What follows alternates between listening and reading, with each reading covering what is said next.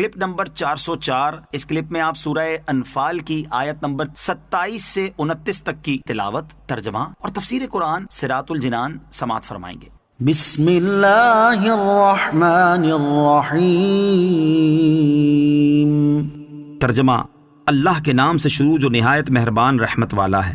یا ایھا الذین آمنوا لا تخونوا اللہ والرسول وتخونوا اماناتکم وانتم تعلمون۔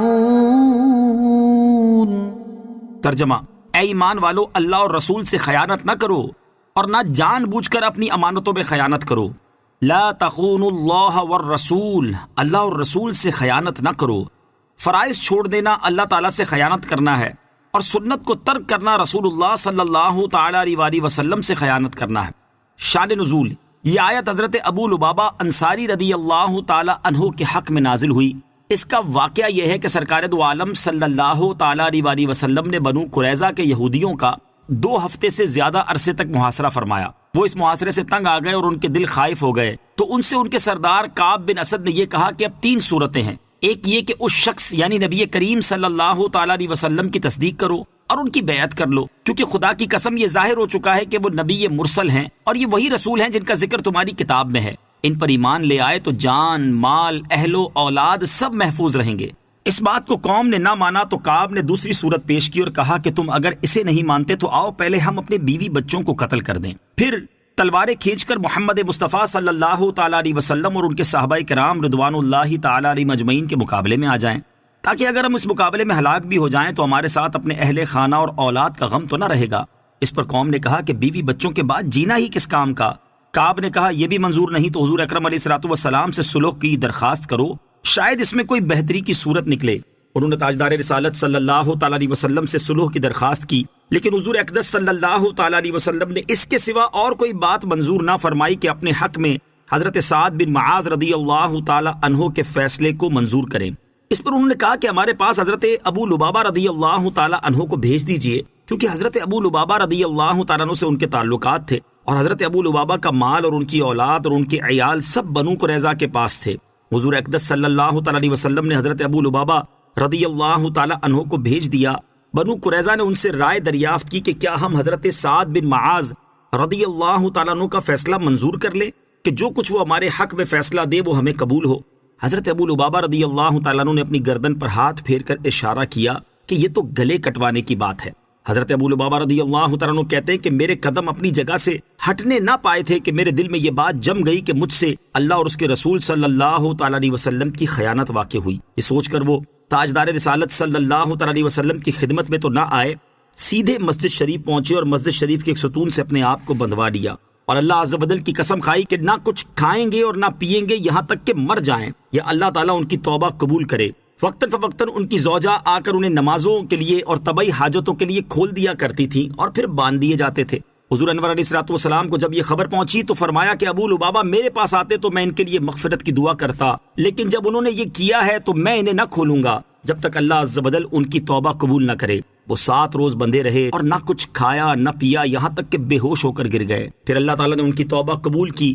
صحابہ کرام رضی اللہ تعالیٰ عنہم نے انہیں توبہ قبول ہونے کی بشارت دی، تو انہوں نے کہا خدا کی قسم جب تک رسول کریم علیہ الصلوۃ والسلام مجھے خود نہ کھولے تب تک میں نہ کھولوں گا۔ رسول اللہ صلی اللہ تعالیٰ علیہ وسلم نے انہیں اپنے دستے مبارک سے کھول دیا۔ حضرت ابو لبابہ رضی اللہ تعالیٰ عنہ نے عرض کی میری توبہ اس وقت پوری ہوگی جب میں اپنی قوم کی بستی چھوڑ دوں جس میں مجھ سے یہ خطا سرزد ہوئی، اور میں اپنا پورا مال اپنی ملک سے نکال دوں۔ نبی پاک علیہ الصلوۃ والسلام نے فرمایا 1/3 مال کا صدقہ کرنا کافی ہے۔ ان کے حق میں یہ آیت نازل ہوئی۔ اس سے معلوم ہوا کہ اپنی قوم کے راز دوسری قوم تک پہنچانا سخت جرم ہے۔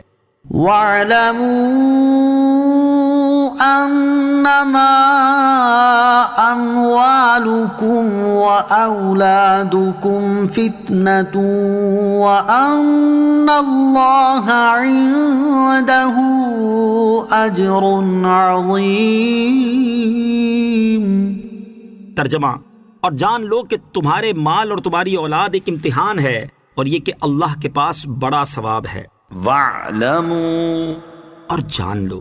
اس آیت کا خلاصہ یہ کہ اللہ تعالیٰ نے مسلمانوں سے فرمایا کہ اللہ تعالیٰ نے مال و دولت اور اولاد کی جو نعمتیں تمہیں عطا کی ہیں وہ تمہارے لیے ایک آزمائش ہیں، تاکہ اللہ تعالیٰ اس کے ذریعے یہ ظاہر فرما دے کہ تم مال اور اولاد میں اللہ تعالیٰ کے حقوق کس طرح ادا کرتے ہو، اور اللہ تعالیٰ کے احکامات پر عمل کرنے میں مال اور اولاد کی محبت تمہارے لیے رکاوٹ بنتی ہے یا نہیں۔ اور اس بات پہ یقین رکھو کہ اپنے مال اور اولاد میں جتنا تم اللہ تعالیٰ کے احکام کے مطابق عمل کرتے ہو اس کا ثواب اللہ عز و جل ہی کے پاس ہے، لہٰذا تم اللہ تعالیٰ کی اطاعت کرو تاکہ آخرت میں تمہیں بے شمار اجر دیا جائے۔ يا أيها الذين آمنوا إن تتقوا الله يجعل لكم فرقانا ويكفر عنكم سيئاتكم ويغفر لكم والله ذو الفضل العظيم۔ ترجمہ: اے ایمان والو، اگر تم اللہ سے ڈرو گے تو تمہیں حق و باطل میں فرق کر دینے والا نور عطا فرما دے گا اور تمہارے گناہ مٹا دے گا اور تمہاری مغفرت فرما دے گا، اور اللہ بڑے فضل والا ہے۔ إن تتقوا الله اگر تم اللہ سے ڈرو گے، جو شخص رب تعالیٰ سے ڈرے اور اس کے حکم پر چلے تو اللہ تعالیٰ اسے 3 خصوصی انعام عطا فرمائے گا۔ پہلا انعام یہ کہ اسے فرقان عطا فرمائے گا، یعنی اللہ تعالیٰ اس کے دل کو ایسا نور اور توفیق عطا کرے گا جس سے وہ حق و باطل کے درمیان فرق